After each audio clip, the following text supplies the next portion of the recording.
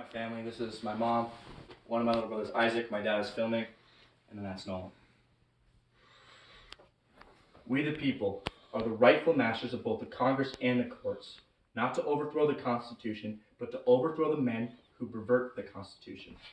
That's a quote from Abraham Lincoln, our 16th President of the United States, and he abolished slavery. We are at a crossroads.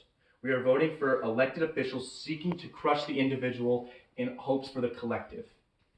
Being just 19 years old, I'm often dismissed as someone who hasn't had enough life experience to make decisions like these. But being 19 years old, I'm also an active voter. And I've listened to talk shows and people that have political science degrees, and I've listened to these people, and I have sort of taken all of their information, both sides of the coins, and made my own ideas and opinions.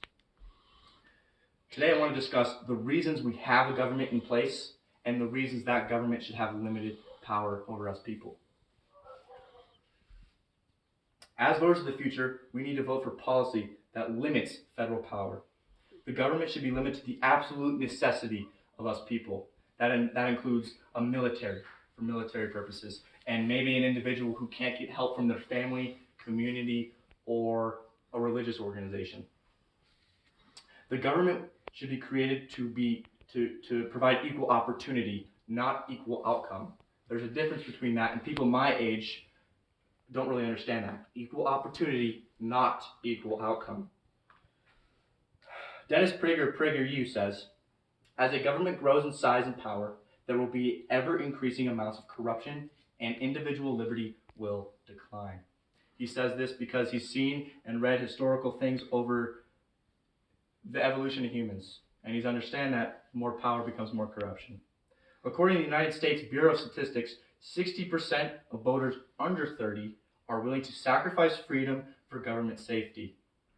This is very scary and very alarming, actually. And Lord Acton, a British historian from the 1900s, said, power tends to corrupt, and absolute power corrupts absolutely, right? And there are examples of this in United States history, and we're going to go over those. Fresno, California, 1973. Los Angeles, 1974. Westward, Arkansas, 1981. Smithville, Arkansas, 1983. Philadelphia, 1985. Escondido, California, 1987. All these specific events were because the government saw a group of people too powerful and too alarming for the general population, and in attempts to strip their rights, they killed them. They died. Now this is an example of the government trying to impose so much safety they become violent. It's counterproductive. I'm not going to stand up here and tell you who to vote for, but maybe what to look for while electing an official. Look for an official willing to embrace individual liberty. Look for an official who likes the idea of a free enterprise system such as capitalism. Do not vote for an official who is running their platform on a specific government program they wish to put out there when they're elected. Don't do that. The Tesla company, the car company, is a great way to show that capitalism can help the environment. Tesla, according to Tesla Motors, Martin Bernhardt and Mark Tarpenning in 2003 made this engine that was completely electric, and they used it in cars, and they created a car that was both a luxury vehicle for people who could afford it and very beneficial to the environment. And that's capitalism working, and it would not have happened if there were government restrictions on this business. There are two theories here that I'm going to talk about. One is the bread theory, and one is the competition theory. The bread theory, think about you, okay? And you live in a small isolated town, and you spend thousands of dollars a year in taxes to this one little pool, okay? And this tax pool is run by this menu board, right? And every year this menu board decides what they spend this money on. And this year you're really hoping they buy wheat or Wonder Bread for the whole year, Wonder Bread. But for the 5th year in a row, they choose rye bread. You don't want to eat rye bread. But what you can do is you can suck it up and eat it, or you can take a step back and go buy your own. But here's the problem. You've already spent thousands of dollars into this rye bread fund, and that's just gone. It's wasted. And this is sort of a very small, very focused idea of what a centralized government can do to somebody.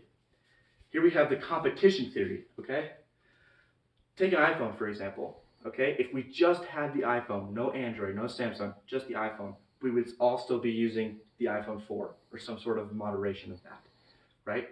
The reason is because there's no reason for this company to put time and resources into improving a phone that doesn't need to be improved upon. But if we put in their competitors, Samsung, Motorola, any Android phone, then they compete to best them. Then the iPhone tries to best them. And then we climb this innovation ladder. And now we're here in 2020 and we have the iPhone 11 and it's doing things that we couldn't have even dreamed of 8 years ago. And that's awesome. That's because of competition. People always say, Sam, how come you don't think the government should control healthcare issues? And that's a hard one because nobody wants to see people struggle or suffer. But let's look at Canada. Okay, there's a man named Steven Crowder who's a born Canadian, and he broke his wrist. And he went to the hospital to get this wrist issue figured out. And he waited in the waiting room for 10 hours. He doesn't see for 10 hours. And when he does, the consultant looks at his wrist and says, our healthcare doesn't cover this wrist. You have to go to this off-site private healthcare company and get it casted. Therefore, you have to spend more money at this private sector, and you can't even use this public one that you've already paid for. It's ineffective. It doesn't work. It never has. It never will. People often ask, Sam, what about gun control? And that's another touchy subject too, because I lived 10 minutes away from Columbine, and that was an atrocity in 1999, and it was brutal, right? But then I say to them, look at Chicago, okay? Chicago, another place where I'm from, has the most gun restrictions out of any other place on this earth. So controlling. And according to NPR, more than 700 homicides in 2019 were recorded. That's more than anywhere in this country as well. So how come this place with very high percentage of restrictions also has high amount of murders? Well, that's because the government can't control criminals, but what it can do is control law-abiding citizens. So all you're doing is hurting the people that follow the rules, not the people who are breaking them. It's ineffective. It doesn't work. We need to be cautious when voting for elected officials willing to impede personal freedom for the collective. Another quote by Abe Lincoln, which is great, says, you cannot help the poor by destroying the rich. Okay, and this is a great quote because even back then he understood that it takes a 1% to drive the rest. We have politicians looking to try and figure out how to get the wealthy down to here. But what we should be asking is, how do we get these people to here, right? And we don't do that by destroying the 1%. I want to live in a world that parades the individual, not destroy it. And there's a book called Anthem by Ayn Rand, great novel.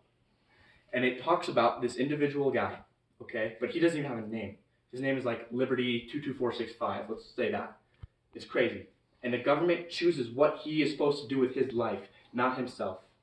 Anyway, he creates a light bulb that would lose a bunch of jobs for a bunch of people, and instead of trying to figure out how to use this, the government says no, destroys all his work, and tries to kill him.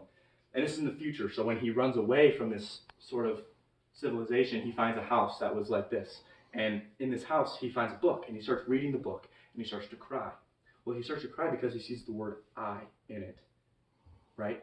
And he cries because he was not exposed to individual freedoms while he was being raised. And that's something that in our society is being pushed to the side. Individual freedom is being pushed to the side, and we're pushing the collective. And soon we're going to have no individual freedom. The main use for government is to protect life, liberty, and property. We must limit the government's powers to maintain our liberty. We must look for officials that are going to embrace the person, each person, not the collective group. What I'm going to do in November is I'm going to go to the polls, and I'm not going to vote for someone who says, I have a cure-all for healthcare, and it's the government. I have a cure-all for climate change, and it's the government. No, I'm going to go there, and I'm going to go vote for someone who's going to promise that they're going to help me achieve the station I want in life. They're going to allow me to rise the ladder and give me the tools and limitations to do such a thing. On April 19th, 1775, a group of men decided that they were sick of living under a strong government foot. They fought back. This was our American Revolution. We fought for our freedom. Let's not vote it back.